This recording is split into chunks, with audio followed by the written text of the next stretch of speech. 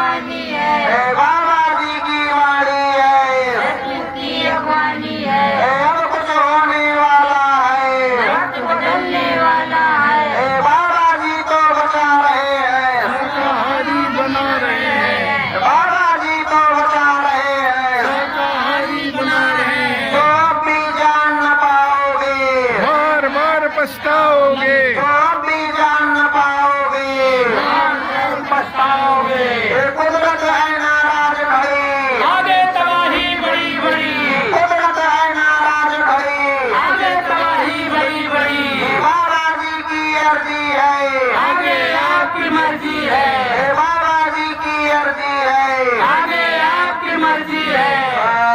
सतगुरु जय गुरुदेव, जय गुरुदेव। अखंड रूप से विराजमान हर प्रकार से हाजिर नाजिर परम पूज्य स्वामी जी महाराज के पावन श्री चरणों में और सत्संग स्थल पर यहाँ आए हुए हमारे सभी सम्मानित माता पिता गुरु भाई बहन और उस अनामी महाप्रभु की आप सब में विराजमान सभी सुरतों को मेरा सादर सतकोटि प्रणाम। आप लोग मेरा प्रणाम स्वीकार करें।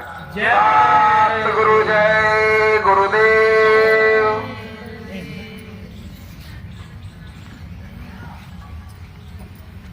इधर आके बैठे सामने।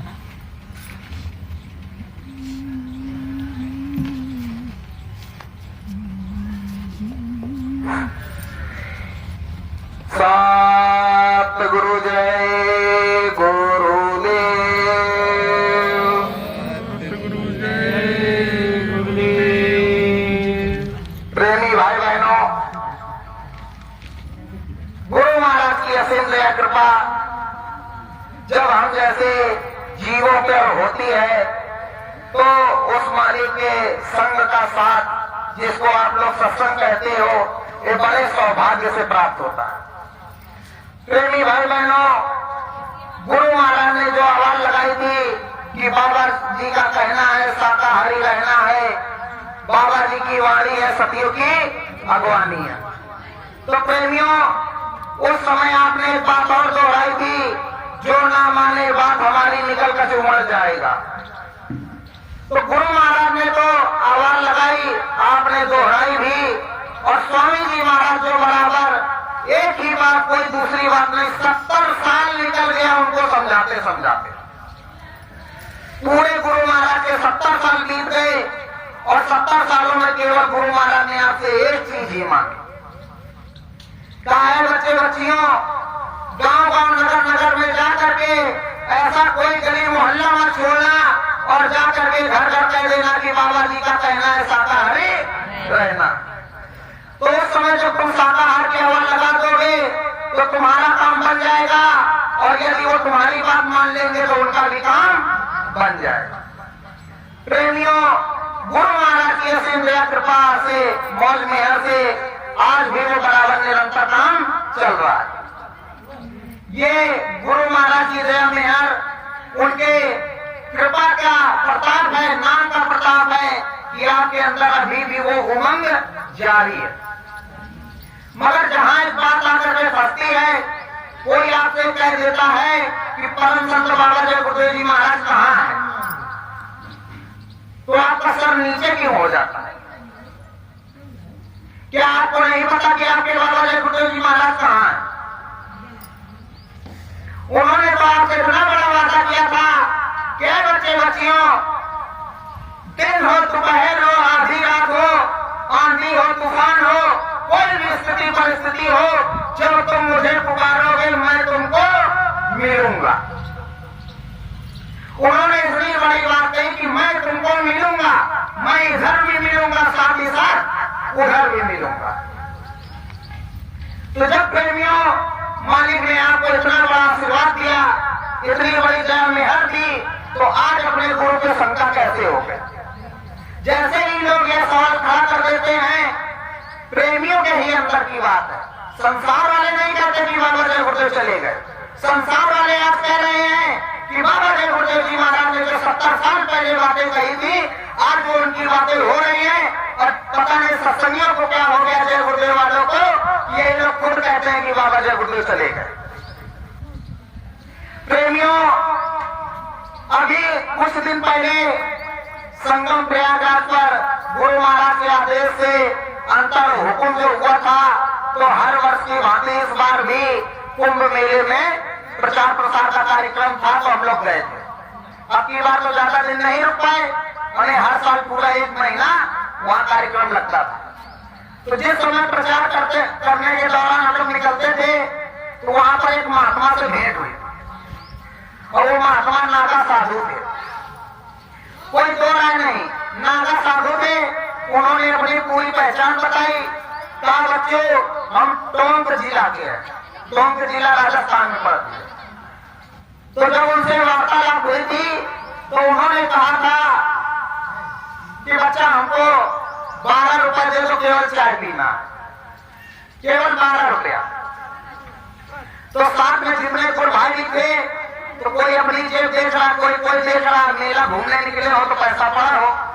अब सब लोग प्रचार के माध्यम से थे, और संघ साथ वाले आगे निकल गए, और लास्ट में जो गुरु भाई थे, तो उनसे जब कहा गया, तो उन्होंने जब जेब में हाथ डालकर देखा, तो केवल 12 रुपया ही उनके जेब में निकला। जब उनको दिया, तो उनसे पूछा भी गया कि महात्मा जी आप इसका क्या करेंगे? उन्होंने कहा मैं चाय पीऊंगा। उन्होंने चाय भी पी, और जाते जाते समय उन्होंने केवल इतनी बात कही कि तुम्हारे बाबा जी आज 5 बजे उनसे मुलाकात होगी। प्रेमियों ने कह दिया 5 बजे, और उस समय मालिक की जो भी मौत हो, किसी ने घड़ी भी नहीं देखी, और टाइम कितना हो रहा था, 5:01। और उसके बाद वो चले गए। फिर इसी तरह क्रम चलता रहा, और वहां पर जब कार्यक्रम चल रहा था, तो पूरे हिंदुस्तान की संगत वहां पर आई थी। जो लोग कहते हैं कि भाई गुरु महाराज ने कहा था जय गुरुदेव, अब ये कहते हैं सतगुरु जय गुरुदेव, तो हम क्यों बोले? आप बोलो चाहे ना बोलो, सतगुरु जय गुरुदेव तो उस दिन से आप बोलते आए हो जिस दिन आपने नामदान लिया था, उसी दिन से आप बोल रहे हो। और या फिर ये आपके सतगुरु ना हो, तो कभी भी सतगुरु जय गुरुदेव मत बोलना। अगर ये आपके सतगुरु ना हो, तो सतगुरु जय गुरुदेव बोलने की कोई जरूरत नहीं। और यदि आपके सच्चे सतगुरु हैं, यही आपको पार करेंगे, तो सतगुरु जय गुरुदेव कोई हिंदुस्तान में दूसरा नहीं है। गुरु महिमा सभी लोग गाते हो, बराबर कहते हो कि दाता सबके आप ही सदा रहे गुरुदेव, और तुमको लाख प्रणाम है सतगुरु जय गुरुदेव। तो प्रेमियों, जब ये सिलसिला चालू हुआ, और आप लोग अच्छी तरह से जानते हो गुरु महाराज का क्या वादा था, क्या सपना था, और आगे जाकर के क्या हुआ है। तो प्रेमियों, जब गुरु महाराज का आदेश सन 2010 में आया, कहा कि बच्चा सब काम छोड़ दो और घरों से निकल जाओ, नगर नगर गली गली में जाकर के शाकाहार का प्रचार करो। उसी समय गुरु महाराज ने ही समझाया था, कहा बच्चा एक बात और याद रखना, इन 2 वर्षों के अंतर्गत इतनी संगत बढ़ेगी, इतनी संगत बढ़ेगी कि किसी के संभाले नहीं संभलेगी। वो दौर था जब इसी गणेशपुर की मैं बात कर रहा हूं, गिने चुने लोग थे, और सन 2010 का समय था कि घर घर में लगभग एक सत्संगी था। क्या आज इतने लोग हैं? केवल गिने चुने लोग बचे। फिर गुरु महाराज ने बताया, कहा बच्चे बच्चियों, अपने बाबा जी की एक बात याद रखना कि किसी पे एक विश्वास भी मत कर लेना। जब गुरु महाराज ने देखा कि लोग अपनी हरकतों से बाज नहीं आ रहे हैं, सुमिरन ध्यान भजन नहीं कर रहे हैं, अपनी संसार वाली हरकतें हो रही हैं, इधर की नौकाटारी उधर चल रही है, तब गुरु महाराज ने कहा बच्चा छटनी होगी, अब छटनी होगी। और फिर गुरु महाराज ने 3 शब्दों में इशारा कर दिया, कहा बच्चा पहले छटनी होगी, फिर कटनी होगी, बाद में चटनी होगी। और आप लोग प्रचार करते थे, गुरु महाराज ने नहीं कहा, आप लोगों ने प्रचार किया। गुरु महाराज ने तो केवल इशारा किया था, ये बच्चे बच्चियों, जिस समय परिवर्तन का काम होगा तो सबसे पहले आप सत्संगियों तुम्हारे घर में लगेगी। अब प्रचार तो कर लिए और उस बात को कभी दोहराया भी नहीं कि हमने प्रचार क्या किया। अरे गुरु महाराज ने कहा कि 20-20 कोस पे एक चिराग जलता हुआ नजर आएगा, और बाबा जी ने यह भी कहा कि जिस समय परिवर्तन का कार्य शुरू हो जाएगा तो सत्संगियों सबसे पहले तुम्हारे घर में ही आग लगेगी। गुरु महाराज ने सत्संग सुनाते हुए भी समझाया, कहा बच्चे बच्चियों, गुरु का सारा काम होगा, पहले सीता का हरण हो जाने दो, हनुमान की पूंछ में आग लग जाने दो, और लंका भी दहन होगा, रावण भी मारा जाएगा। सीधे सीधे मालिक ने कहा था, वो रावण देश के किसी कोने में भी क्यों न छिपा हो, और बाद में गुरु महाराज ने खोल करके भी कह दिया क्यों नहीं वो मथुरा में छिपा हो। सीधी सीधी सरल भाषा में बात गुरु महाराज की पत्रिकाओं में भी लिखी हुई। और स्वामी जी महाराज बराबर यही बात कहते थे, क्या बच्चे बच्चियों, इन पत्रिकाओं को कागज का टुकड़ा मत समझना, ये आज तुम वृद्धि देख रहे हो, और आगे आने वाले समय में जब तुम इसको बेचोगे तो ये सोने के भाव बिकेगी। प्रेमियों, गुरु महाराज का जब इशारा हुआ था तो मैं सन 2015 में भी यहाँ आया, और ग्राम गणेशपुर का ऐसा कोई घर बाकी नहीं है जहां पर कोई भाइयों के पास मैंने जा करके कोई उस बात को नहीं कहा था।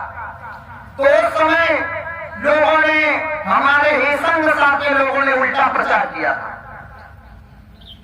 कहा सतगुरु जय गुरुदेव मत बोलना, काल का नाम है। सतगुरु जय गुरुदेव बोलोगे तुरंत तुमको काल खींच ले जाएगा। कहा उन लोगों के चक्कर में मत पड़ना, वो काल के अवतार है। तो चलो भाई ठीक है, गुरु महाराज ने हमारे कहा था कि इस देश के राजा राम हैं, त्रिलोकपति राम हैं, और बगैर राम के आदेश निर्देश के इस धरा पर कोई काम नहीं होता। अगर तुम भी इस धरा मंडल को छोड़ करके अपने मालिक के पिहर जाओगे, अपने पिहर, तो प्रभु राम से तुमको भी आदेश लेना पड़ेगा। और ऐसी कौन सी नफरत की आग आपके बीच में खड़ी हुई कि संसार वाले आपसे कहते थे कि अब ये जय गुरुदेव क्या है। जय गुरुदेव वालों को पता नहीं क्या सवाल है, ये कभी देवी देवताओं को मानते ही नहीं।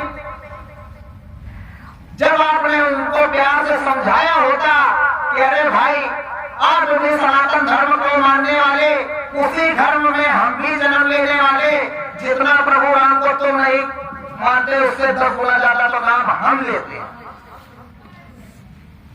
अगर आप कहते हो कि जो पहले नाम की माला आप करते हो ये काल का है, जिस दिन अगर कह दिया काल का है तो जिंदगी में कभी भी भजन बनने वाला नहीं है, लिख करके ले लेना। क्योंकि सगे भाई को अगर तुम कह रहे हो काल है तो तुम्हारी मदद करने फिर कौन आएगा। भाई एक मां के 2 बेटे, और एक बेटा ठीक है और दूसरा बेटा जबकि कुछ कर भी नहीं रहा है, फिर भी वो छोटा वाला उसके ऊपर आरोप लगा रहा है, तो मां बाप को तकलीफ होगी कि नहीं होगी। और गुरु महाराज बार बार समझाते रहे कि बच्चा, जब इस देश से निकलोगे तो पहले तुमको जो प्रभु राम है उनसे आदेश लेना पड़ेगा। जब तक उनका दर्शन नहीं होगा तब तक आगे कोई काम बनने वाला नहीं है। तो उस समय भी कुछ लोगों ने, जब गुरु महाराज ने केवल इतनी छोटी सी बात साधना शिविर में समझाई थी, जब गुरु महाराज का कार्यक्रम साधना शिविर का आश्रम के अंदर लगता था, तो जब गुरु महाराज ने समझाई तो वहां पर एक अफसर भी पहुंच गए थे। उन्होंने कहा, बाबा जी आप प्रभु राम के बारे में क्या कहना चाहते हैं। तो गुरु महाराज ने कहा, मैं तो राम को मानता, राम को जानता, राम को पूजता हूं। तो कहा, राम का मंदिर कब बनेगा। तो गुरु महाराज ने कहा, इस विषय में मैं कुछ नहीं जानता, मगर इतना जरूर कहता हूं कि जिस दिन उस नामी महाप्रभु का दरबार यहां बनेगा उसी दिन प्रभु राम का भी मंदिर बनेगा। पत्रिकाओं में लिखा हुआ। तो प्रेमियों, वो भी गुरु महाराज की बात पूरी हो गई। गुरु महाराज ने कहा था उस समय की जो महिला भूतपूर्व प्रधानमंत्री थी, तो बड़े अपने कुर्सी के पद में, तो गुरु महाराज ने कहा था यदि भारत देश की भलाई चाहते हो तो इजराइल से दोस्ती कर लो। तो जितने नेता मंत्री मिनिस्टर थे, गुरु महाराज की किसी ने भी बात नहीं मानी। तो स्वामी महाराज ने कहा ठीक है अच्छा बच्चा, जब भारत की इजराइल से दोस्ती हो जाए तब बाबा जी को बाबा जी कहना, अभी मत कहना। और आज यदि भारत देश से किसी भी मित्रता की जहां बात आ जाती है तो इजराइल से अच्छा दोस्त उसका कोई नहीं है। भारत के अंदर कोई भी घटना घटती है, इजराइल पहले आकर के खड़ा होता है। स्वामी महाराज ने कहा था कि ऐ किसानों, नौजवानों, देश के करधारों, आप लोग मेरा सहयोग दे दो, मैं आपका धन 24 घंटे में सफेद करके दिखा दूंगा। तो लोगों ने उल्टा प्रचार किया, कहा बाबा जय गुरुदेव भी चुनाव में आना चाहते हैं, बाबा जी भी चुनाव लड़ना चाहते हैं। तो गुरु महाराज ने कहा ठीक है बच्चा, जिस दिन तुम्हारा रुपया बक्सा में रखा रखा रद्दी हो जाए उस दिन बाबा जी को बाबा जी कहना। वो भी गुरु महाराज ने सामने करके दिखा दिया। जब सन 1980 का समय आया, इमरजेंसी के बाद, तो वो 2 साल इतने खतरनाक थे कि परिवर्तन का बिगुल वहीं से शुरू हुआ। और स्वामी जी महाराज ने कहा था कि यार बच्चे बच्चियों, घर से निकल जाओ और अब बैठने का समय नहीं है, यदि तुम बैठ गए तो परिवर्तन अभी हो जाएगा। फिर गुरु महाराज की आवाज निकली, जय गुरुदेव सतयुग आएगा। उस दिन से यह सतयुग का प्रचार स्वामी महाराज ने शुरू करवाया। और गुरु महाराज की अपार दया में हर कि स्वामी महाराज ने जब परिवर्तन को रोका तो परिवर्तन जाकर के केवल सीमा के युद्ध में खत्म हो गया। फिर जब गुरु महाराज ने परिवर्तन को आगे बढ़ाया सन 2002 में, उस समय भी घटना घटी। फिर स्वामी महाराज ने सन 2007 में परिवर्तन को बढ़ाया। इस 7 के बाद स्वामी महाराज ने 12 को बढ़ाया, मगर 12 में परिवर्तन बढ़ाए नहीं बढ़ता। जब आनी थी दुनिया पर आफत, सदगुरु ने अपने ऊपर ओढ़ लिया, बच्चों के ऊपर न चले आ रहे तो सदगुरु ने अपने ऊपर चलवा लिया। ऐसा कौन सा महात्मा है जो केवल देश की जनता को और अपने बच्चों को बचाने के लिए, जो दूसरे लोग गुनाह कर रहे हो उनका गुनाह माफ करवाने के लिए स्वयं वो 21 महीने तपस्या के लिए चला जाए। फिर भी कोई गुरु महाराज को नहीं समझने की कोशिश की तो स्वामी महाराज ने उसी समय समझाया था। इमरजेंसी का दौर था। स्वामी महाराज ने कहा था बच्चा ठीक है कोई बात नहीं, अब की होने वाली लीला में चूक गए, मगर भविष्य में होने वाली लीला में चूकना मत। स्वामी जी महाराज ने सीधा बताया। जिस समय इमरजेंसी की जो घटना घटी थी, आप लोग 23 मार्च मुक्ति दिवस का पर्व मनाते हो, और मुक्ति दिवस का पर्व कितना बड़ा इतिहास है आप लोगों को अच्छी तरह पता है। तो जब उतनी बड़ी घटना हुई थी तो इसीलिए तो स्वामी महाराज कह रहे थे कि आगे होने वाली लीला में चूकना मत। फिर आपने कैसे कह दिया कि गुरु महाराज ने किसी को बताया ही नहीं कि इतनी बड़ी घटना घटेगी। तो गुरु महाराज ने कहा था, कुछ लोगों ने कहा कि स्वामी महाराज अब की हमारी सेवा में चूक गए। तो गुरु महाराज ने कहा अच्छा बच्चा ठीक है कोई बात नहीं, इस वाली लीला में सेवा करने में चूक गए, आगे आने वाली लीला में सेवा करने के लिए तैयार रहना। फिर उस समय स्वामी महाराज ने कहा कि जितने यहाँ पर जितने जिम्मेदार हैं सभी लोग कान खोल करके सुन लें। सभी लोग आप अपने गांव में, घरों में, नगरों में जाओगे, टोली बनाओगे, खुद सुमिरन ध्यान भजन करोगे और लोगों से भी करवाओगे। ये आदेश स्वामी महाराज ने दिया। फिर गुरु महाराज ने कहा जितने पुराने बच्चे हैं ये नए आने वाली संगत को समझाएंगे और नए लोगों का काम है पुराने लोगों से पूछेंगे। तो पुरानों को तो आ गया अहंकार कि हम तो इतने साल पुराने नामदानी करके आने वाले, हमको क्या बताएंगे। अब नए वाले बेचारे थोड़े शर्मा गए कि कहीं ऐसा ना हो इनसे पूछने जाएंगे तो कहेंगे कि गुरु महाराज से नाम डाल लेने गए थे तब इनका दिमाग कहाँ था। तो उस समय दिमाग तो जलेबी में रखा हुआ था। भाई सीधा बात है कि जब मथुरा से लौट करके आते थे, किसी को खांसी हो जाती थी, किसी को जुकाम हो जाता था, घर वाले पूछते थे भैया कहां से लाए, तो कहते थे गुरु महाराज से यहाँ गए तो वहीं से ले आए। कहा कैसे? कहा सुबह सुबह गन्ने का रस पीते थे, और ये नहीं कहते थे कि गुरु महाराज ने मना किया था, गन्ने का रस पीने के बाद तुरंत काढ़ा भी पी लेते थे। और जबकि गुरु महाराज ने कहा था गन्ने का रस पीने के बाद 4 घंटा तक कोई कुछ नहीं खाएगा पिएगा, तो उल्टा तो दोष गुरु महाराज को। आज भी जब गुरु महाराज ने कहा यह बच्चे बच्चियों प्रेम पूर्वक पुकारो और मैं न मिलूं तो मुझे कहना, तब तो इधर उधर वालों के चक्कर में पड़ गए। कहा कि स्वामी महाराज अब सामने दिखाई नहीं पड़ते, कहें तो किससे कहें। अरे स्वामी महाराज ने कहा था कि बच्चे बच्चियों सुमिरन ध्यान भजन बने या न बने, आप लोग बैठो तो। और रही बात जितने भी लोग काम करते हैं, जितनी भी आज परिभाषा बोली जाती है, सब लोग लिखा लिखाया पढ़ा पढ़ाया पूरा बरेला धाम का ही बोलते हैं। क्योंकि जितनी वहां से सन 2012 के बाद भेजी जा रही है, लोग बरेला धाम का नाम हटा देते हैं। जहां सतगुरु जय गुरुदेव लिखा होता है सतगुरु शब्द हटा देते हैं, उसको अपनी बात बता देते हैं। ठीक है, किसी भी तरह करो, चाहे दाहिना कान पकड़ो चाहे बाएं कान पकड़ो, मगर गुरु महाराज का नाम ले तो रहे हो।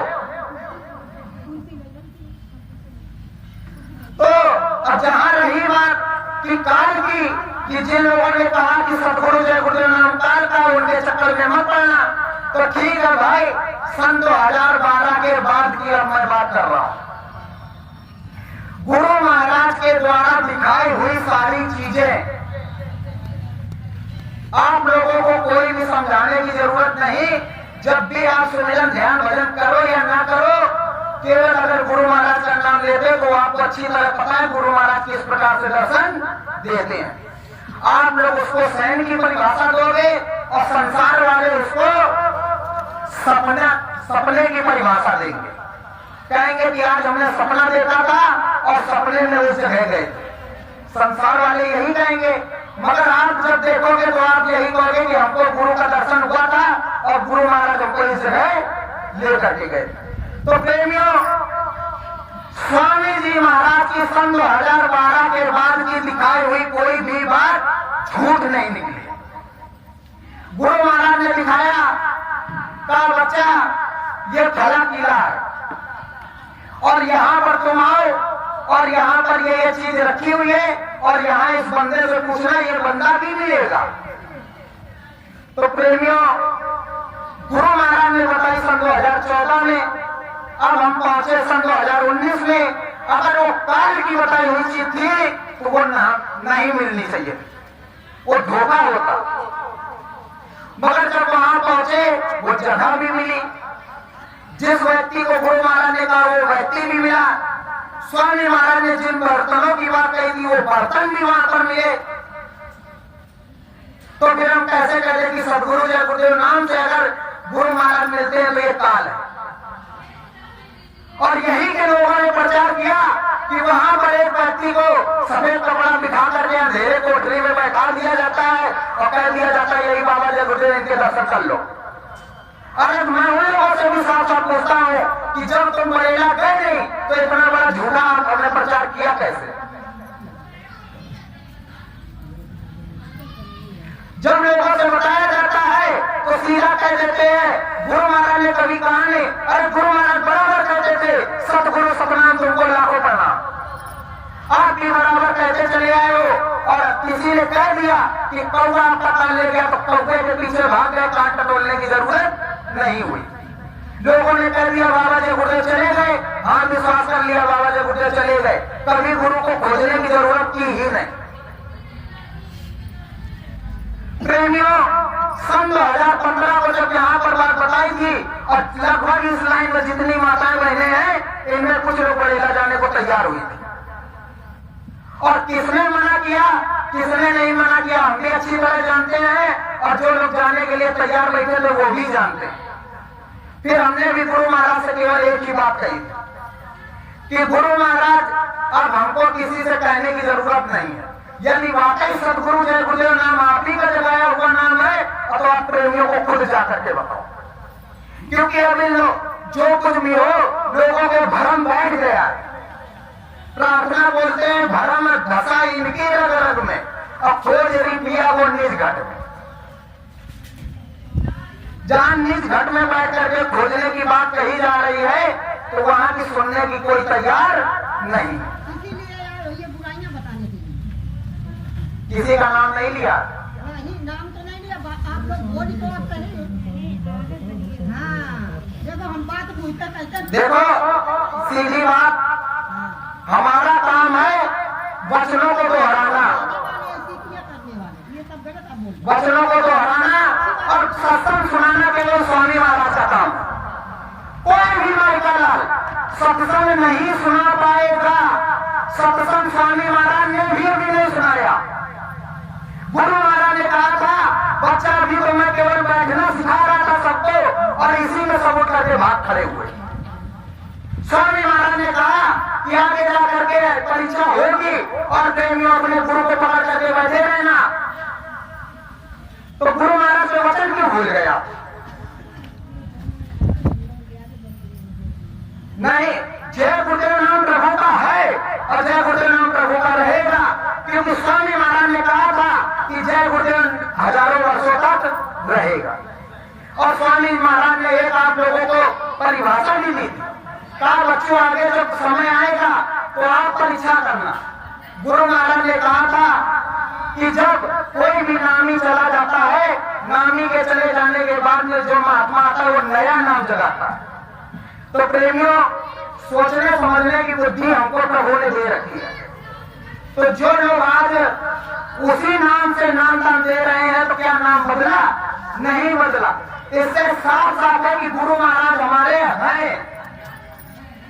गुरु महाराज के अलावा कोई भी सतयुग नहीं ला सकता और गुरु महाराज के अलावा कोई भी चौथा महायज्ञ नहीं रचा सकता। जब ये बात कह दी गई कि धाम बड़ेला से जितनी बातें कही जाती है तो उनकी नकल क्यों कर रहे हो?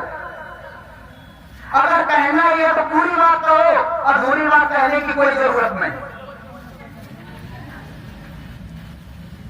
तो कहने का मतलब यही है कि जब आम है तो जनता जान रही है कि वो आम है, तो आपके कहने से जनता उसको इमली थोड़ी ना कह देगी।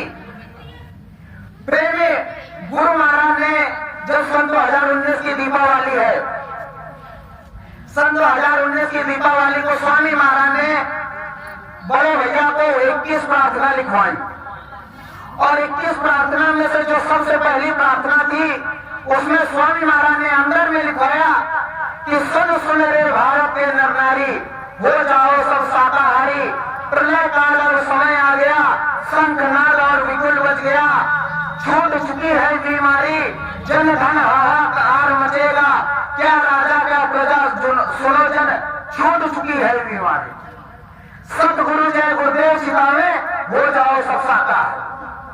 तो प्रेमियों, गुरु महाराज ने तो अपना आदेश दे दिया, गुरु महाराज ने चेता दिया कि बच्चे बच्चियों दीपावली का समय था, स्वामी महाराज ने कहा कि बीमारी छूट चुकी है।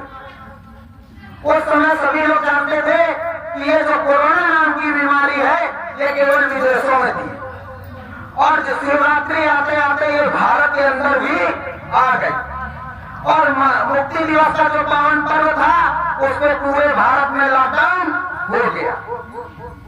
सोचने वाली बात है केवल, और पूरे भारत में लॉकडाउन लग गया, और जब उस प्रार्थना को फिर से पलटाया गया कि छूट चुकी है बीमारी, तो लोगों ने क्या किया कि ऊपर जो सतगुरु जय गुरुदेव नाम लिखा था सतगुरु हटा दिया, और नीचे जहां से लिख करके भेजी गई थी उसका भी नाम हटा दिया, और जाकर के अपनी अपनी फोटो लगा करके छाप। तो जब लाइन में लिखा हुआ है कि सतगुरु जय गुरुदेव सिखावे, तो पूरा हिंदुस्तान जानता है कि सतगुरु जय गुरुदेव केवल बड़ेला धाम से ही बोला जाता। अरे गुरु महाराज ने अगर कोई प्रार्थना आपको लिखाई है तो गुरु महाराज की प्रार्थना रहेगी कि उसमें आप अपना नाम लिख दो। स्वामी महाराज ने कहा कि सतगुरु सतनाम तुमको लाखों प्रणाम। तो जब गुरु महाराज ने कहा सतगुरु सतनाम, तो उसमें आप सतगुरु जय गुरुदेव थोड़ी ना जोड़ोगे, कहोगे तो सतगुरु सतनाम ही। तो हमारा जो कहना है, हमारा कहना माताओं बहनों किसी की निंदा आलोचना नहीं है। हमारा कहने का मतलब है कि गुरु महाराज ने जो पत्रिकाएं दे रखी हैं, उन पत्रिकाओं को उठा करके पढ़ो। जब आप उन पत्रिकाओं को उठा के पढ़ोगी, आपस में विचार विमर्श करोगे, किसी के यहाँ फिर जाने की जरूरत ही नहीं पड़ेगी, क्योंकि ऐसी कोई बात नहीं है जो गुरु महाराज ने छिपाई। स्वामी महाराज ने सीधा कहा, क्या बच्चे बच्चियों, यानी स्वामी महाराज ने जो प्रार्थना लिखाई थी, उस प्रार्थना का हमको भेद नहीं मालूम चल रहा था।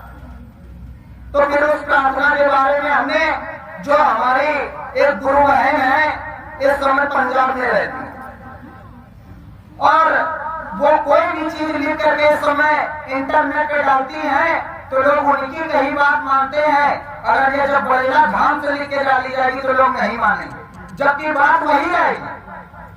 और कानपुर में भी उन्हीं की लोग केवल बात मानते हैं, और जो लोग कहें कि हम नहीं मानते, तो हम तो साफ करें कि आप मानते हो।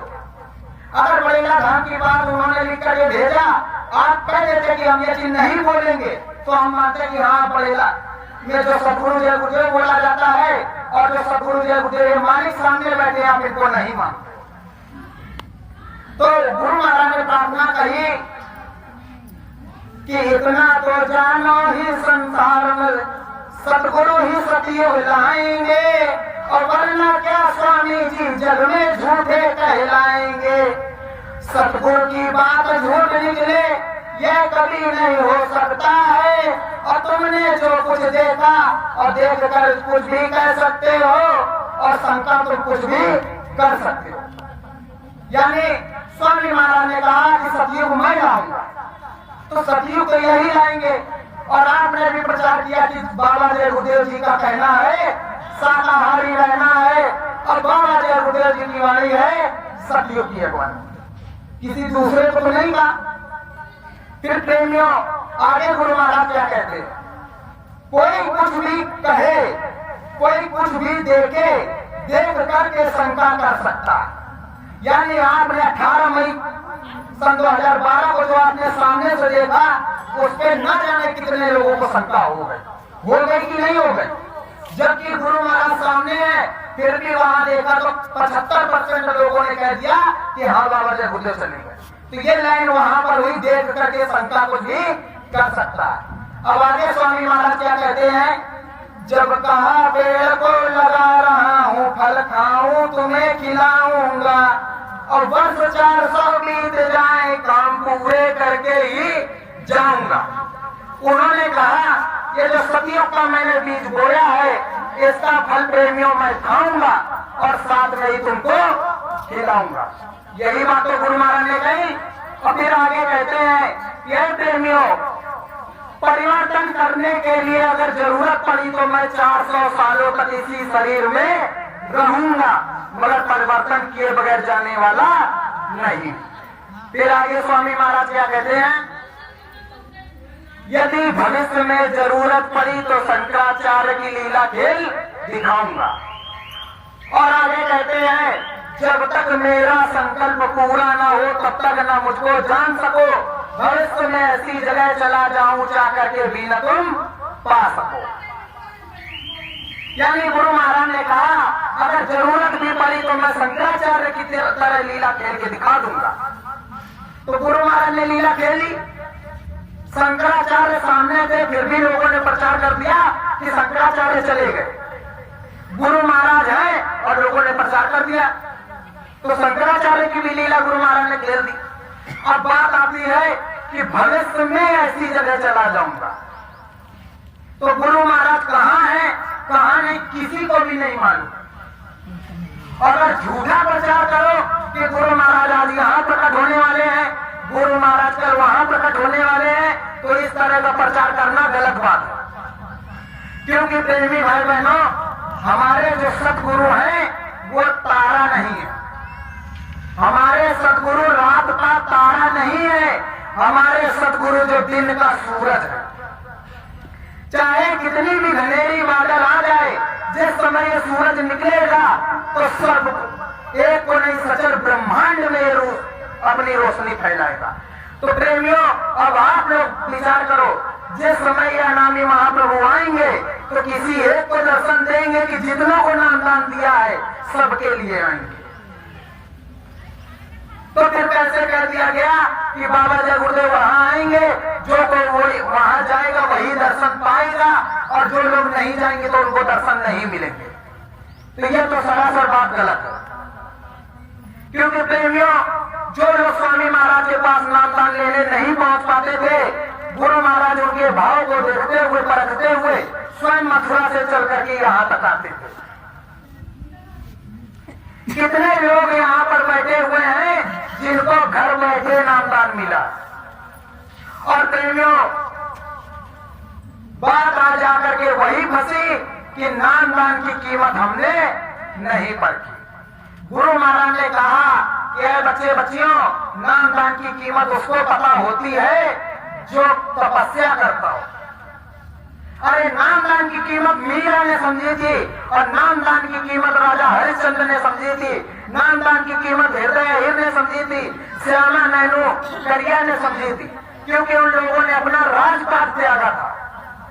और आपने क्या, केवल 500 रुपए खर्चा किए, नामदान मिल गया। तो 500 रुपए खर्चा करके तो आप सुनार के यहां से भी कुछ भी खरीद लाओगे। तो प्रेमियों, फिर स्वामी महाराज ने कहा बच्चा भजन बनेगा, उसके लिए तुम मुझे सेवा दो। तो प्रेमियों, अब गुरु महाराज ने कहा सेवा दो, तो वहां पर नीचे बैठे वालों को मौका मिला। गुरु महाराज ने किस सेवा की बात कही और क्या चीज कहा, हमने कभी जानने की कोशिश नहीं की। गलत कहूंगा तो बाद में कहिएगा, पहले सुन लीजिएगा। स्वामी महाराज ने कहा बच्चा, जब भी यहाँ आते हो हमारे पास गुरु महाराज का एक सत्संग है, पूरा बोल बोल करके सुना देंगे कि किस बात के लिए गुरु महाराज ने कब कहा। हम कोई भी बात हवा में तीर छोड़ के नहीं कहते, अपने गुरु की बात सुनी है जब तब कहते। गुरु महाराज ने कहा जब भी यहाँ आते हो बच्चा खाली हाथ चले आते हो। अरे मेरा कहना है जब यहाँ आओ तो कुछ कमा करके लाओ। तो प्रेमियों, जहां कमाई की बात आकर के फंसती है, क्योंकि एक शब्द के कई अर्थ निकलते हैं, तो जहां कमाई की बात फंसती है आकर के, तो आप लोग विचार करो, मथुरा जाते थे तो क्या आपके पास 10 रुपए नहीं होते थे? होते थे। फिर भी गुरु महाराज क्यों कह देते थे आपकी जेब खाली है? उस समय तो सन 2012 की बात बता रहा हूं, उस समय 10 रुपया 100 के बराबर होता। फिर भी गुरु महाराज कह रहे कोई तो कारण होगा। सत्संग उठा करके सुनिए, गुरु महाराज सीधा मंच से कह रहे बच्चा जब भी यहाँ आया करो कुछ कमा करके लाया करो। जब लोग गुरु महाराज को देखने लगे कि अरे गुरु महाराज भी पैसा मांगने लगे, तो स्वामी महाराज ने फिर कहा अरे बच्चा मैं ये नहीं मांग रहा हूँ। सीधा उन्होंने कहा मैं ये नहीं मांग रहा हूँ, मैं ये। फिर माला उठा करके उन्होंने बताया कि मैं ये मांग रहा हूँ। अरे पैसे की जरूरत जिनको थी वो आज पैसा लेकर बैठे हैं, और गुरु को पैसे की तुम्हारी न कल जरूरत थी न आज जरूरत थी। जैसे गुरु महाराज सन 1952 में थे, आज स्वामी महाराज उसी तरह। जिस समय जय गुरुदेव नाम का जहाज स्वामी महाराज ने चलाया था, उस समय गुरु महाराज एक टूटी हुई साइकिल से चलते थे, और साइकिल से चलने के बाद में गुरु महाराज लालटेन टांगते थे साइकिल में, प्रेमी भाई बहनों। और उस लालटेन को टांग करके गांव गांव गली गली में जाकर के खुद प्रचार करते, कहते थे कि चलो चलो गांव वालों, और वहां पर एक महात्मा जी आएंगे और उनका वो जो सत्संग सुनाएंगे प्रभु राम नाम का सत्संग होगा। और लोग तैयार भी होते थे, और सत्संग के 1 घंटा पहले स्वामी महाराज जिस जगह को बता करके आते थे वहां पहुंच जाते थे, और अपने हाथ से ही स्वामी महाराज पल्ली बिछाते थे। पल्ली बिछाने के बाद में संगत जब वहां बैठती थी, अपना भी एकदम किनारे बैठे रहते थे। और जब किनारे बैठे रहते थे, अब सब लोग देखते थे कि कौन महात्मा है भाई आएंगे सत्संग सुनाएंगे। तब स्वामी महाराज लास्ट में उठ करके बीच से आते हुए सामने बैठ जाते हैं। तो वो साइकिल की यात्रा और लालटेन की रोशनी से स्वामी महाराज ने एक एक मोती को इकट्ठा कर करके आज 65 करोड़ की संगत तैयार की। केवल 65 करोड़ स्वामी महाराज की संगत है। फिर जब स्वामी महाराज की संगत तैयार हो गई, तभी तो गुरु महाराज ने कहा था कि यह बच्चा कबीर साहब से लेकर के राधा स्वामी तक के जीव पड़े हुए। कह दीजिएगा आप लोगों ने स्वामी महाराज ने यह बात नहीं कही। स्वामी महाराज ने कहा कबीर साहब से लेकर के राधा स्वामी तक के जीव पड़े हैं और इन सब जीवों को पार मैं करूंगा। तो प्रेमियों, इन्होंने कहा है कबीर साहब से लेकर के राधा स्वामी तक के जीवों को जो छूटे हुए हैं मैं पार करूंगा। तो इनके जो जीव हैं अगर ये चले गए तो उनको कौन पार करेगा? अब सोचने वाली बात है कि नहीं? अरे भाई आप यहां बैठे हो, गुरु चला गया तो अब आपको पार कौन करेगा? अब विचारने वाली बात हो गई कि नहीं हो गई? तो स्वामी महाराज ने तो कहा था कि प्रेमियों, प्रेमी के लिए सदगुरु का वो स्वरूप हो जाता है यहां पर जिस समय वो नाम दान देते हैं। एक मोटी बात सस्ते में याद कर लीजिएगा कि जब कभी भी भविष्य में आपको आपके सदगुरु के दर्शन होंगे तो जिस रूप में आपने नामदान लिया होगा और अंदर में भी जिस समय आपको दर्शन होंगे, तो भले आपने नामदान सन 2012 में लिया हो, चाहे 1970 में लिया हो या 52 में लिया हो, तो जो रूप उस समय स्वामी महाराज का रहा होगा वही स्वरूप गुरु महाराज को मिलेगा।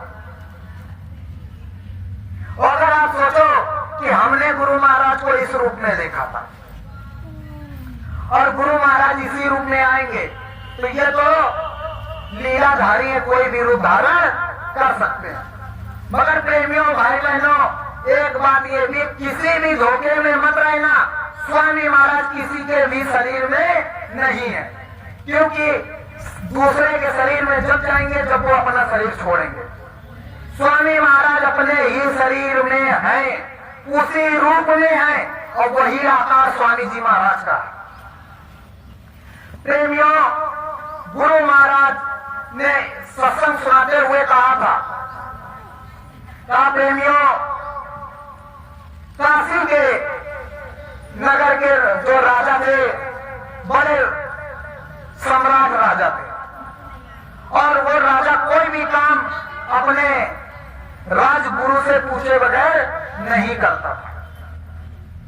उस समय गुरु अंगद देव की पाताशाही चल रही थी, यानी जैसे राधा स्वामी के बाद डायरेक्ट 3 महात्माओं के जाने के बाद में जाकर के जय गुरुदेव नाम जागृत हुआ।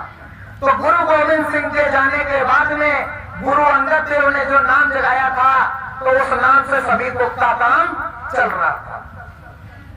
तो गुरु अंगद देव जी के 2 शिष्य थे, दोनों सत्संग सुनते थे, गुरु की सेवा में रहते थे और सत्संग सुनते सुनते इतने निपुण हो गए थे कि गुरु महाराज ने आदेश दे दिया था वो लोग गांव-गांव, नगर-नगर में भी जाकर के सत्संग सुनाते थे। तो जो एक पहला वाला शिष्य था, तो वो क्या करता था, कोई भी बात होती थी हर बात में अपने गुरु को आगे रखता था। और जो दूसरा वाला था, वो कोई भी बात होती थी अपनी बात कह के अपने ऊपर ले जाता था। तो जो पहला वाला शिष्य था, उसने कहा गुरु महाराज हमसे ये काम नहीं होगा, क्योंकि हम जाते हैं और लोग आपकी बात को मानने तैयार नहीं होते और तरह तरह की उल्टी सीधी बातें करते हैं। तो कहा ठीक है बच्चा, तुम ऐसा करो, यही कुटिया में बैठ करके चुपचाप भजन करो, अब जब संगत आनी होगी तो स्वयं चल करके आए। तो दूसरा वाला तुरंत खड़ा हो गया, कहा गुरु महाराज हम जाए? तो गुरु महाराज उसको देखने लगे, कहा अच्छा तुम जाओगे सत्संग सुनाने? कहा हम जाएंगे। कहा ठीक है। तो फिर थोड़ी देर बाद देखा गुरु महाराज हम घर भी जाएंगे। कहा बच्चा घर मत जाओ नहीं तो फंस जाओगे। कहा नहीं गुरु महाराज हम जाएंगे। कहा जाओगे तो फंस जाओगे। कहा गुरु महाराज आपकी दया हम नहीं फंसेंगे। फिर गुरु महाराज ने कहा बच्चा सोच लो। कहा गुरु महाराज हम नहीं फंसेंगे, यानी अब गुरु से चल रहा है। कहा ठीक है चले लो। जब वो वहां पर अपने नगर काशी में वापस लौटा तो वहां पर सत्संग का कार्यक्रम चल रहा था। तो चलते चलाते राजा, जो बनारस के राजा काशी नरेश थे, वो भी वहां पर पहुंच गए और सत्संग सुनने लगे। जब सत्संग सुना तो कहा कि बड़े उच्च महात्मा हैं। अब जा करके वो जो सत्संग सुना रहे थे सीधा उन्हीं के पैरों में गिर पड़े। अब सिर्फ गदगद पूरे नहीं समय कि वाह भाई आज गुरु महाराज की इतनी अपार दया कि जो सम्मान गुरु महाराज का था वो आज हमको मिल गया। अब यहीं से त्रिलोकपति का दांव लगना शुरू हो गया। पहले तो उन्होंने कहा कि जो गुरु का सम्मान मिला वही हमको मिल गया। अब राजा उनके पास रोज आने लगा।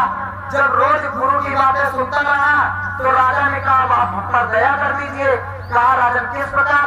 कहा आप मेरे गुरु बन जाइए। अब वो एक बार विचार तो किया कि गुरु बन जाइए। कहा ठीक है। अब राजा को उसने नामदान दे दिया। राजा को नामदान देने के बाद पहले जमाने का यही अधिकार होता था कि जो काम राजा करता था वही चीज प्रजा को भी माननी पड़ती थी। तो जब राजा ने नामदान लिया तो राजा ने अपने घर परिवार वालों को भी नामदान दिला दिया। अब नाम घर वालों को दिलाने के बाद रिश्तेदारों को भी मिला। अब जब ढिढोरा मिल गया कि महात्मा जी का नामदान फला राजा के राज दरबार में बाड़ी में होने जा रहा है, तो जो गुरु अंगद देव थे वो अपने स्थान पर बैठे बैठे सारी लीलाओं को देख रहे थे।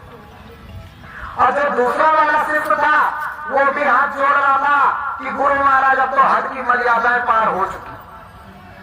क्या बच्चा भी शांत रहो।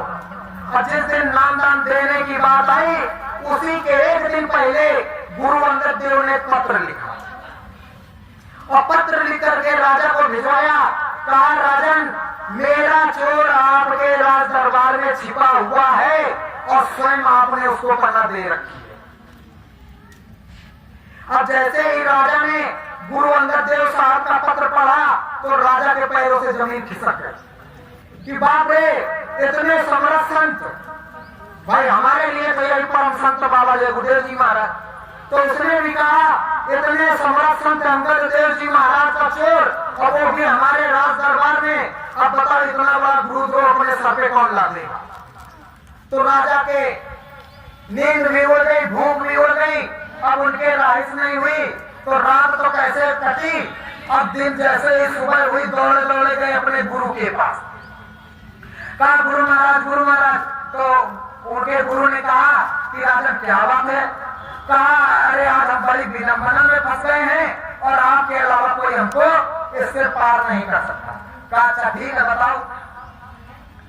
कहा ये समर्थ संत गुरु अंगद देव जी का पत्र आया है और इसमें इस तरह की बात लिखी है।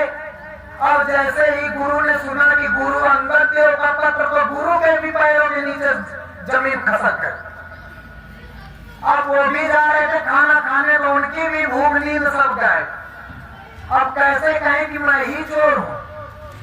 तो उन्होंने कहा कि राजन हम अपने गुरु से अंदर में पूछेंगे और सुबह आपको बताएंगे। तो राजा भाई चला गया कि गुरु ने अब कोई रास्ता, गुरु ने भाई विश्वास दिलाया तो रास्ता तो दिखाएंगे।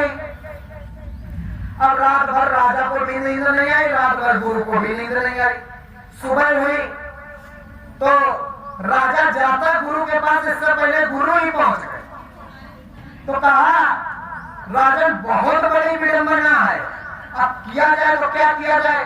तो राजा ने कहा गुरु महाराज अब घबराइए नहीं, क्यों ना वो मेरा सगा बेटा ही क्यों ना होगा, मैं हाथ पैर बांध करके उसको गुरु के सामने भिजवाऊंगा। जब ये बात उन्होंने कही तो कहा अच्छा राजन किसी दूसरे को भेजने से अच्छा है आप ऐसा करिए मेरे ही हाथ पैर बांध के भिजवा दीजिए।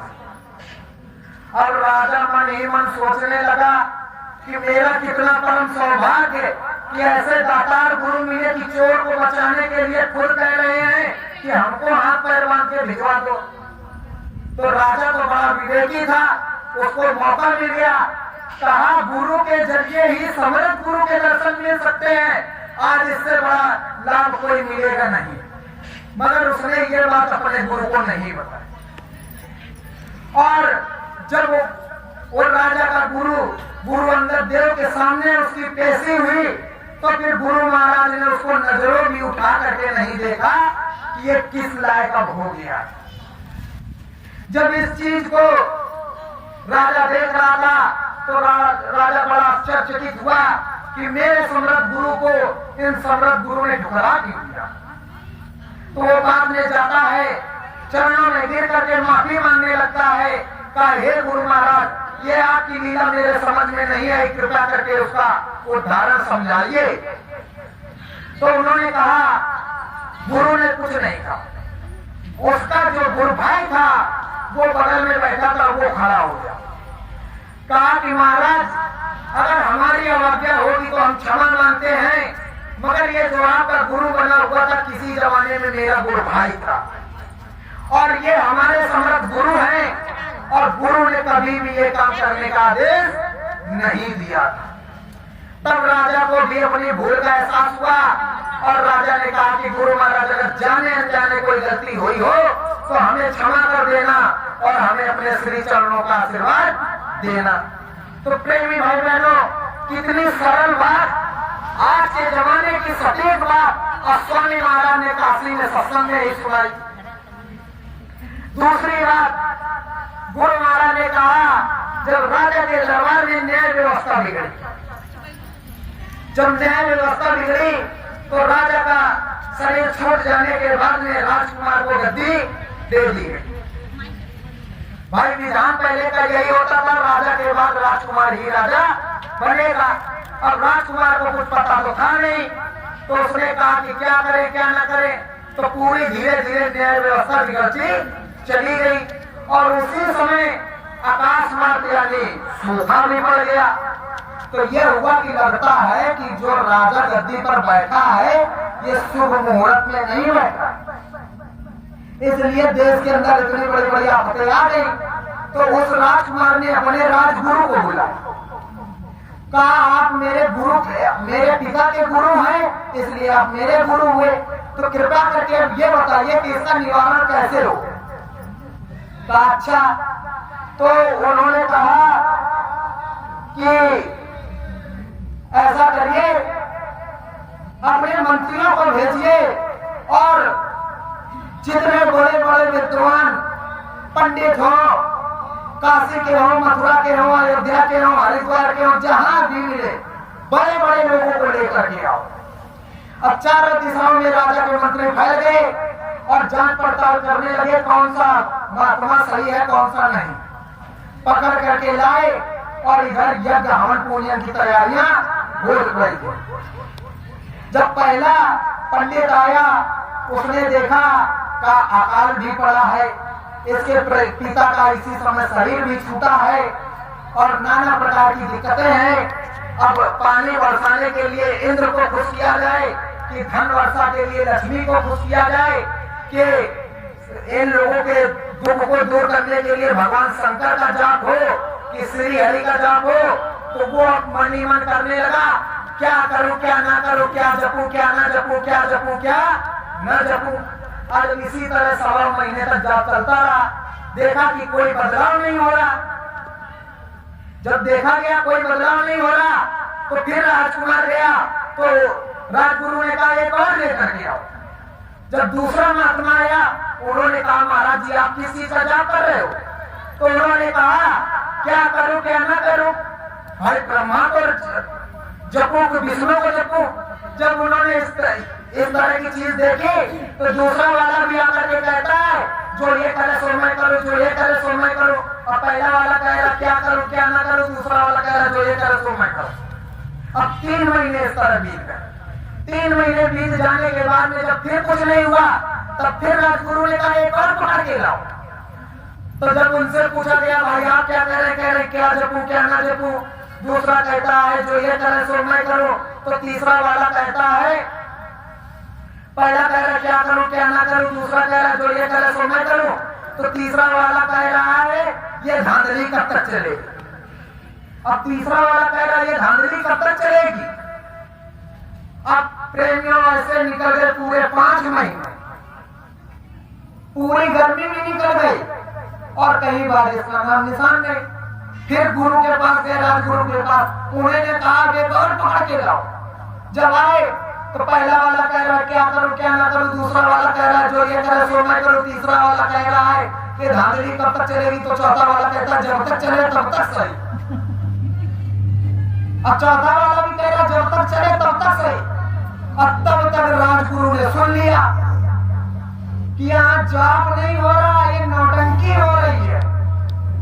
तो उसने तुरंत राजा को आदेश दिया, कहा जब तक राजा राज दरबार में नहीं आएंगे तब तक धांधली चलेगी।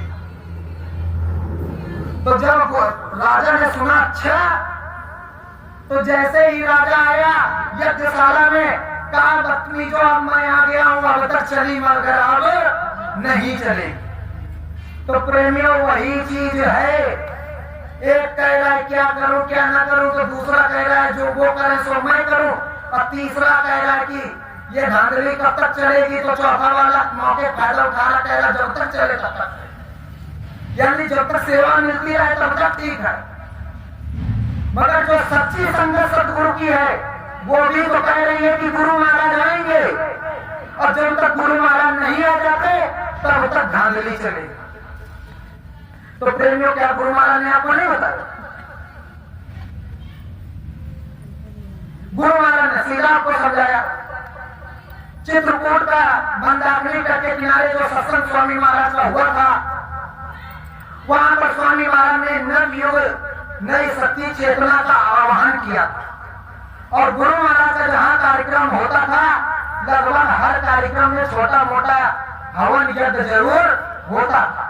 तो स्वामी महाराज ने वहां पर जो नवयुग शक्तियों का आह्वान किया था, तो गुरु महाराज ने कहा भविष्य में महात्मा घूम घूम करके इन शक्तियों को एक प्लेटफार्म पे तैयार कर लेगा, और वो कौन महात्मा होगा गुरु महाराज ने नहीं बताया। अब गुरु महाराज के अलावा कोई दूसरा महात्मा हो तो वो बताएं। गुरु महाराज ने कहा महाबली एक शासक होगा, धर्म मुकुट सिर पर धारेगा, धरा से देगा पाप हटा, जय गुरुदेव की वाणी। तो जिस समय स्वामी महाराज ने कहा महाबली एक शासक होगा, तो बाबा जय गुरुदेव को 70% लोग भूल गए। अगर सच्चाई से जांच कर दी जाए तो 70% लोग उस महाबली के चक्कर में पड़ गए कि वो महाबली कौन है जो सतियों के राज में बैठेगा, उसका मुकुट रखा जाएगा, उस दिन धरा से पाप हटेगा। अरे प्रेमियों, लोग नाना प्रकार से तरह तरह से गुरु महाराज का प्रचार कर रहे हैं। जब कल गुरु महाराज के सामने फूलबाग में गुरु महाराज के प्रति उल्टा प्रचार हुआ था, तो आज कौन सी नई बात है?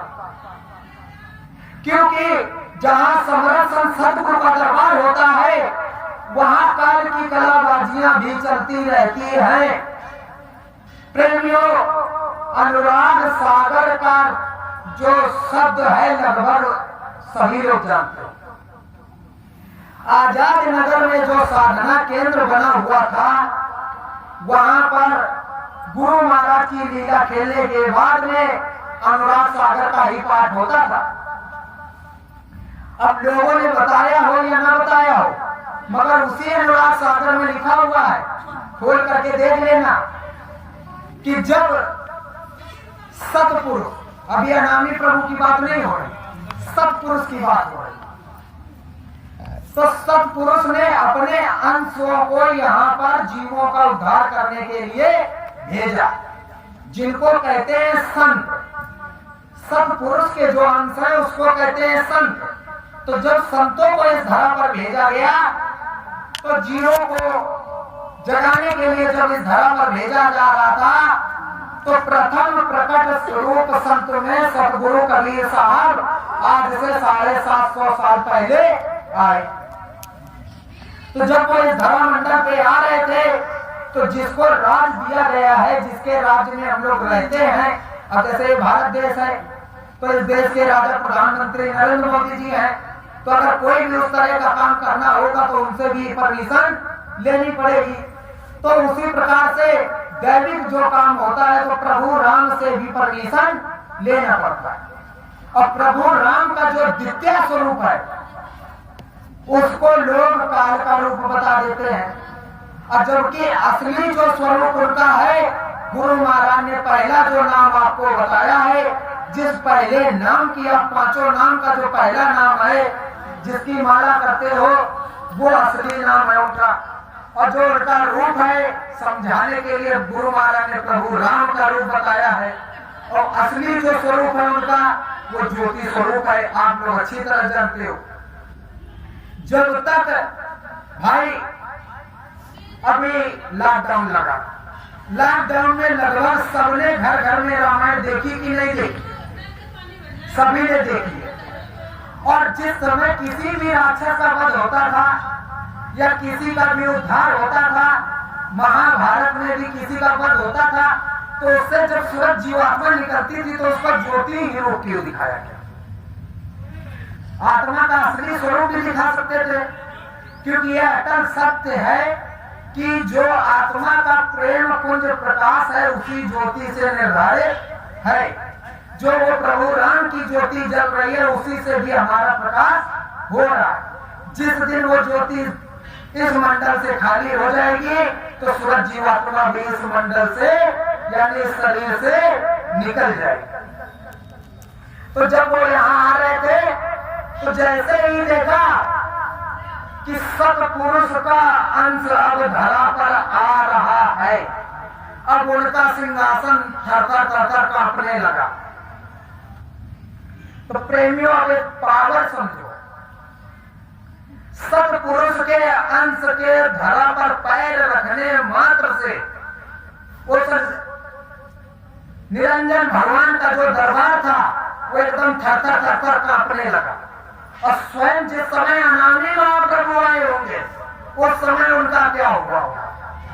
तो जब इस धरा पर वो आ रहे थे तुरंत सिंहासन से हाथ जोड़ करके खड़े हो गए, कहा प्रभु ये मेरा राज है और आपने वचन दिया है कि कोई भी दान में दी हुई वस्तु वापस नहीं ली जाती है।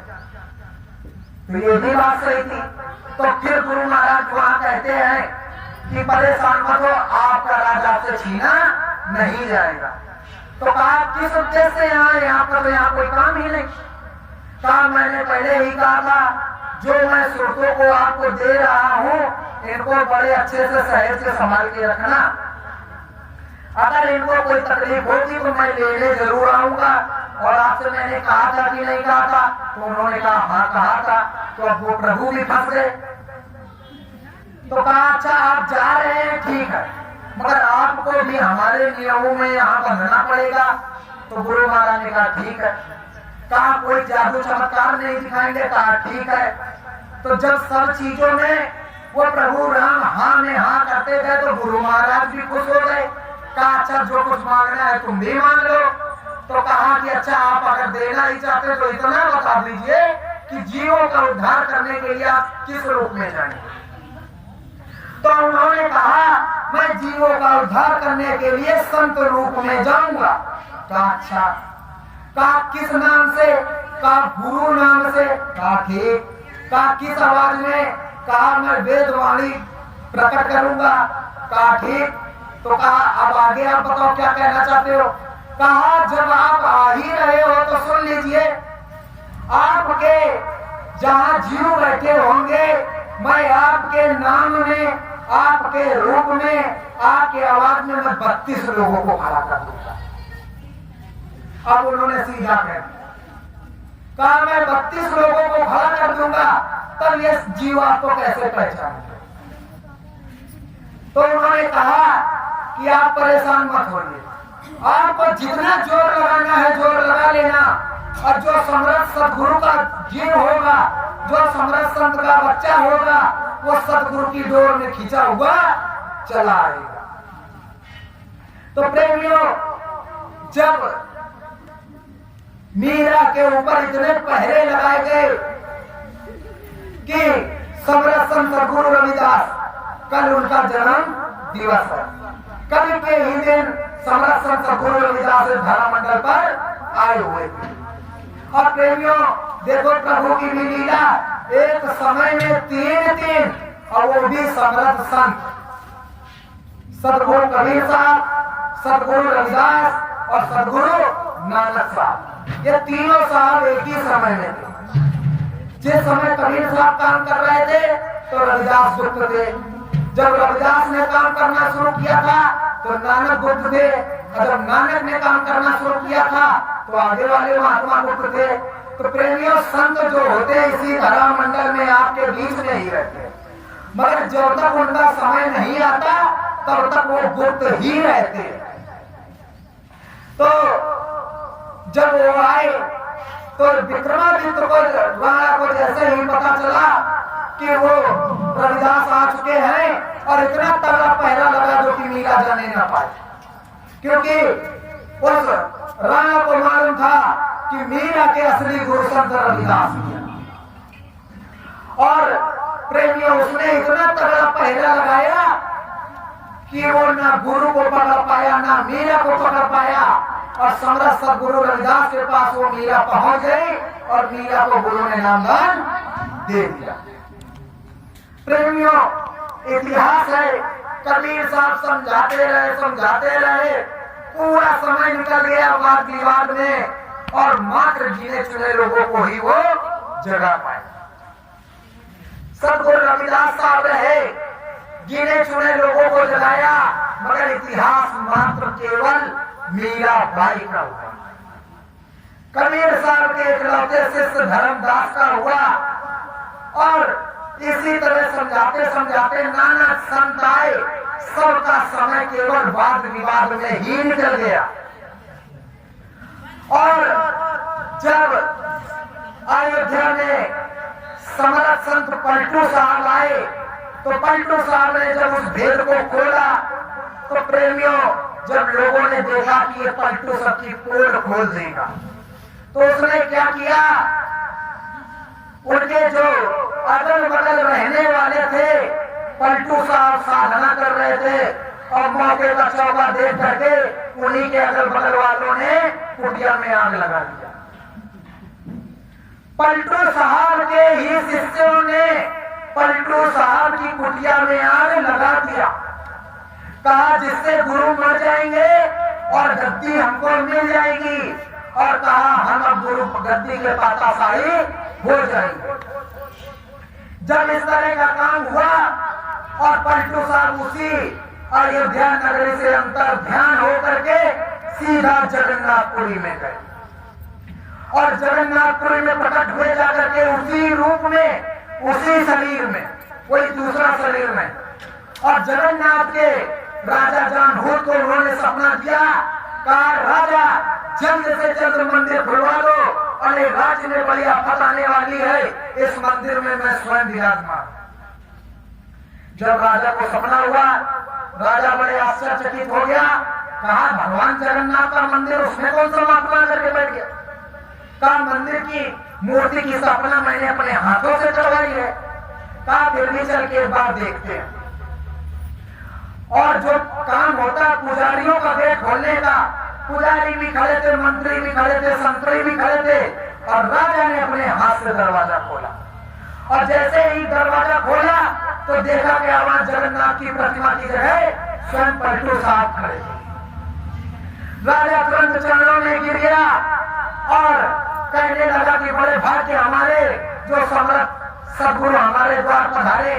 उन्होंने कहा ये राजन, अब तुम पूरे विश्व में जनता खोल करके दा दो कि अयोध्या वाले पलटू साहब आ गए। जिसको आना होगा भागता हुआ आएगा, और जिसको आशंका करनी होगी वो अपने घर पर बैठा रहे। तो प्रेमियों, कबीर साहब जब समझाते समझाते उनका समय निकल गया, और आखिरी समय जब आया तो कबीर साहब के केवल गिने चुने संत, उनमें शिष्यों का नाम आया, जिसमें साधक की गति केवल धर्मदास पाए, और उनके शिष्यों में सिकंदर लोधी आया। वहां के मान सिंह पंडित थे, उनका नाम आया, और भी कुछ लोग थे जिनमें एक कबीर साहब की मुंह बोली बहन थी। तो लोगों ने कहा कि मरहर में शरीर छोड़ने के बाद जिनका शरीर छोड़ता है सीधे नरक जाते हैं। कहा अच्छा, तो कबीर साहब ने मौत फरमाई क्यों ना अपना शरीर वहीं छोड़ा जाए। सबको कबीर साहब ने एक परिभाषा समझाए, प्रेम की परिभाषा। बहुत बड़ा गुरु रहस्य है प्रेमी भाई बहन। प्रेम की परिभाषा समझाई, सिखाई, और सिखाने के बाद में कहा बच्चियों बाहर जल की पूजा में मत फंसना। सीधा कबीर साहब ने समझाया था। और जब कबीर साहब लेट गए, उन्होंने कहा मेरे ऊपर चादर डाल दो और कोई भी लड़ाई झगड़ा मत करना। सम्राट संत थे, उनको मालूम था कि आगे जाकर झगड़ा होगा, इसीलिए उन्होंने कहा था इस कुटिया की जिम्मेदारी मेरी बहन की होगी और संगत का जो मार्गदर्शन है वो धर्मदास करेंगे। तो धर्मदास तो नहीं गए, क्योंकि धर्मदास यही चाह रहे थे कि सतगुरु ना जाए तो ज्यादा अच्छा है। और कोई भी सम्राट सतगुरु का शिष्य ये नहीं चाहेगा कि उसके रहते हुए उसका गुरु पहले चला जाए। हर शिष्य की यही परिभाषा होगी, पहले हम उस धाम को जाएं और बाद में हमारा गुरु आए। क्योंकि अगर हम यहीं रहेंगे, गुरु चला जाएगा तो पार कौन करेगा। तो धर्मदास नहीं गए, उनकी बहन थी, और जैसे ही उन्होंने शरीर को अपना समेटा तो वहां पर फूल ही फूल की सेज लग गई। अब हिंदू मुसलमान का झगड़ा हो गया।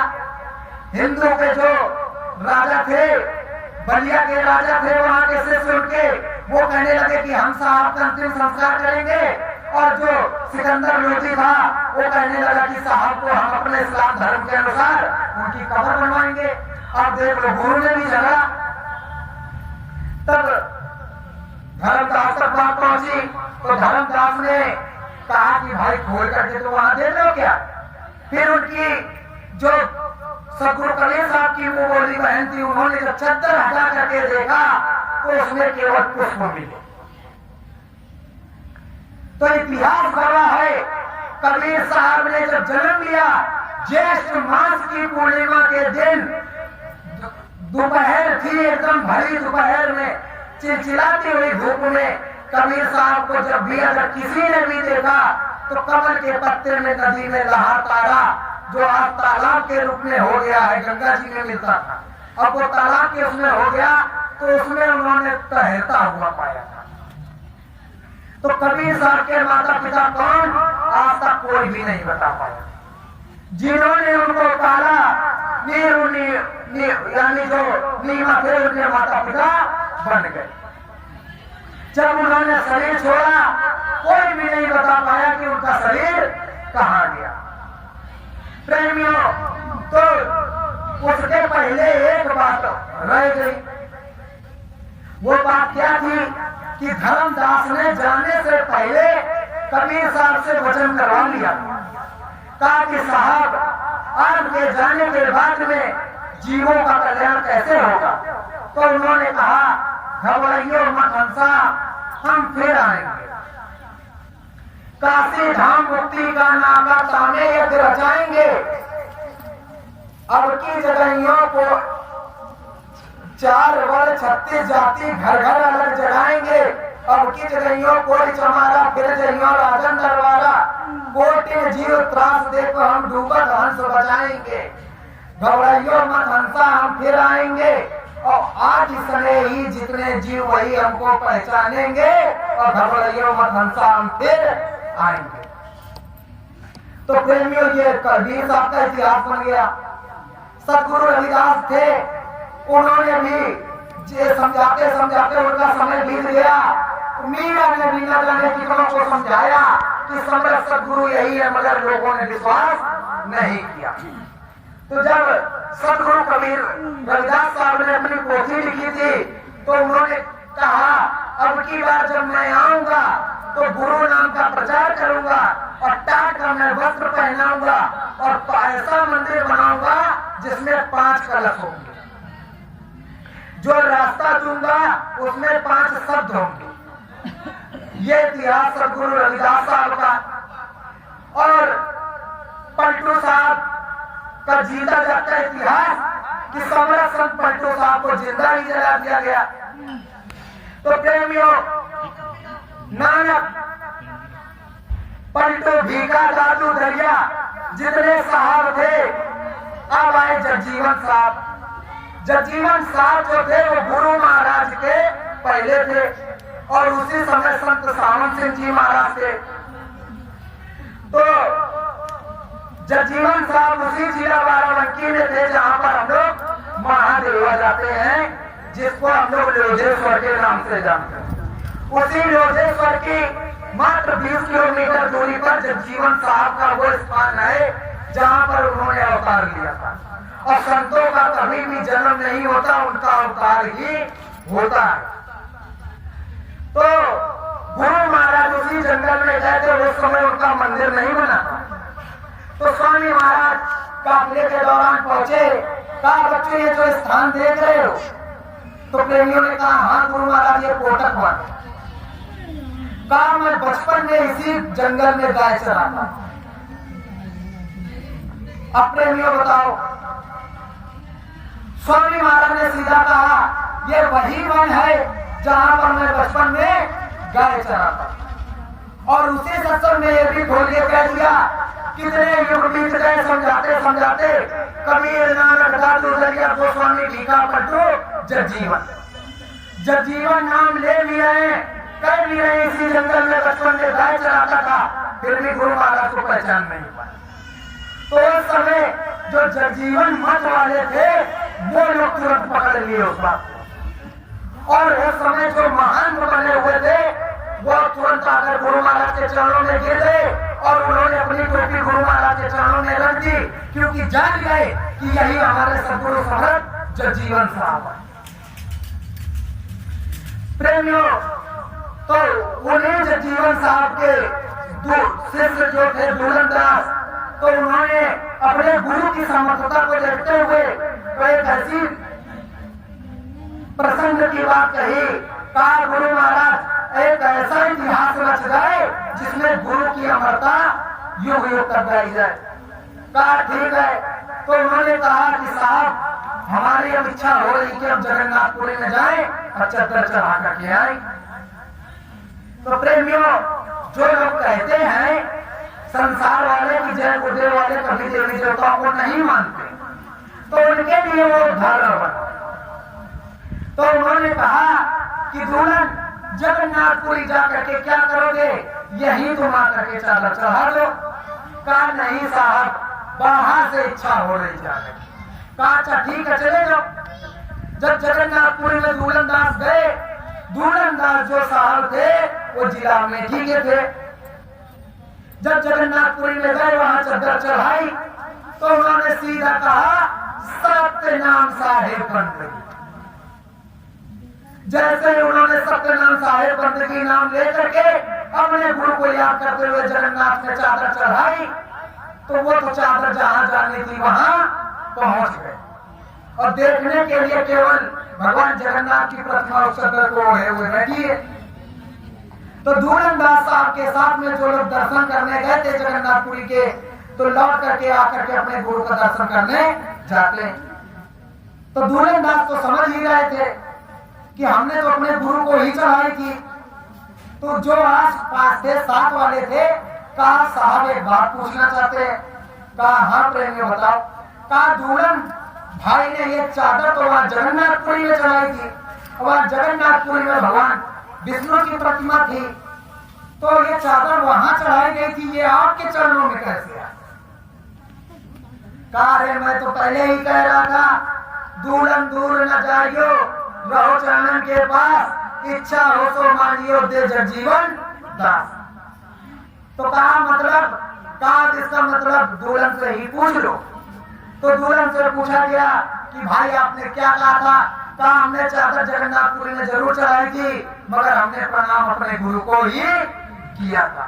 तो प्रेमियों, आप कहीं भी हिंदुस्तान में किसी भी देवी देवता के मंदिर में जाओगे, जाने से कोई परहेज नहीं है, मगर जब भी माथा झुके तो पहले गुरु आगे। जो चीज आप गुरु को आगे करके अर्पण करोगे, मालिक को आगे सर झुका करके प्रणाम करोगे, तो वो चीज उनके पास अगर जाएगी तो पहले गुरु के पास जाएगी। आप अपने मुंह से कहते हो कि प्रभु के रूठे ठौर है, यानी प्रभु के रूठे ठौर है, और हरि रूठे न ठौर, यानी अगर आपका जो इष्ट है वो रूठ जाए तो आप हरि के भी दरबार में जा सकते हो। भाई कई लोगों ने आजमाया, ये चीज गांव में जरूर होती है कि जब घर के देवी देवता काम नहीं आते तो लोग बाहर जाते हैं मनौती मांगने, और सत्संगी भी यही करते हैं, अब भी कर रहे हैं, अब भी करते हैं। नाम दान गुरु महाराज से ले लिया, मगर जब काम नहीं बनता तो कहा चलो फलाने जगह वहां पर जाएंगे, काम पूरा हो जाएगा। अरे काम तो तुम्हारा वैसे भी पूरा हो जाएगा, मगर पहले तुम्हारी परीक्षा की भी तो बात आती है। और शुक्र ये मानो कि गुरु महाराज का वचन में बंधे हुए हैं कि राजा हरिश्चंद्र और मोहन ध्वज की तरह यहाँ परीक्षा नहीं होती है, क्योंकि उन्होंने कहा था कि प्रभु आगे भविष्य में किसी की ऐसी परीक्षा न ली जाए। तो जब आप कहते हो और फिर आपको बाद में गुरु महाराज ध्यान आते हैं, तब कहते हो काम होते होते पूरा हुआ तो क्या हुआ, गुरु महाराज ने खटिया में रगड़वा दिया। तो स्वामी महाराज ने तो पहले ही कहा था बच्चा एक्सीडेंट हो रहा होगा, जहाँ जान मान की हानि होगी, अगर केवल पैर टूट गया तुम्हारी जान बच गई तो इसमें कौन सी बड़ी बात, ये तुम्हारे लिए छोटी मोटी बात है। प्रेमियों, इसी बाराबंकी से जब भंडारा लग करके जा रहा था, गुरु महाराज ने मना किया था कि रात में 12 बजे कोई घर से नहीं निकलेगा।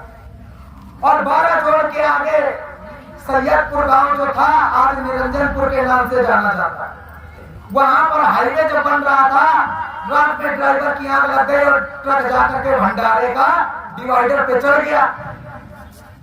और डिवाइडर पलट, जिस समय पलटा तो हाईवे के एकदम नीचे आके गिरा था, तो उसमें जितने नए लोग थे एक भी नहीं बचे। जो टाट गाड़ी थे उनका ये बायां वाला पैर और हाथ टूट गया।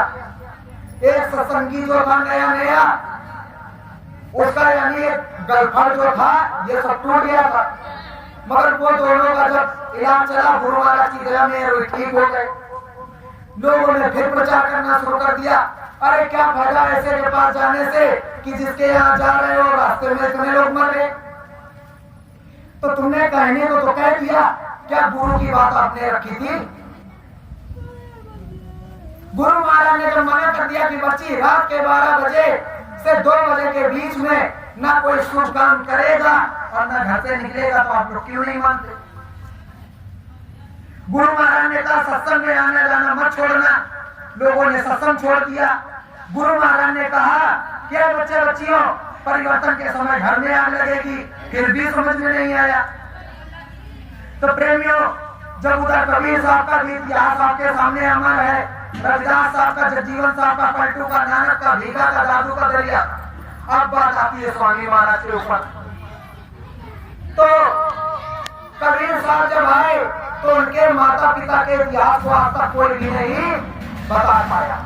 जब परम संत बाबा देवदेव जी महाराज धर्म मंडल पर आए तो कोई भी मौका लाल हिंदुस्तान में गुरु महाराज के माता पिता का नाम नहीं बता पाए, क्योंकि जब स्वामी महाराज ने बताया ही नहीं तो तुम बताओगे क्या? अब लोगों ने गुरु महाराज को अपने उसमें बांधने के चक्कर में गुरु महाराज के माता पिता का भी नाम साबित कर रखा है। और जबकि स्वामी महाराज ने कहा था, जब गुरु महाराज राजस्थान जयपुर में सत्संग सुना रहे थे, पत्रिका में सीधा लिखा हुआ गुरु महाराज की बात लोग मानने को तैयार नहीं हुए, कहा धोबी की बात कौन मानेगा। गणेशपुर में भी लोगों ने कहा बाबा जयपुर को लोग धोबी बताते हैं, क्योंकि भाई पहले भी हम बराबर छोटे जरूर थे, गणेशपुर आश्रम में बराबर आते रहे। और ऐसा क्या हुआ कि एक थाली में बैठकर खाने वाले एक गुरु की बगिया के फूल आज कोई पूर्व दिशा की ओर बढ़ गया, कोई पश्चिम दिशा की ओर बांट गया। गुरु ने तो ये नहीं सिखाया था। गुरु ने कहा था चाहे जितनी भी बड़ी विकट परिस्थिति फंस जाए, बच्चा घर में, परिवार में, संगत में सभी लोग प्रेम पूर्वक रहना, मिलकर रहना, एकजुट रहना। जब तुम मिलजुल करके नहीं रहोगे तो संसार वालों को क्या समझाओगे?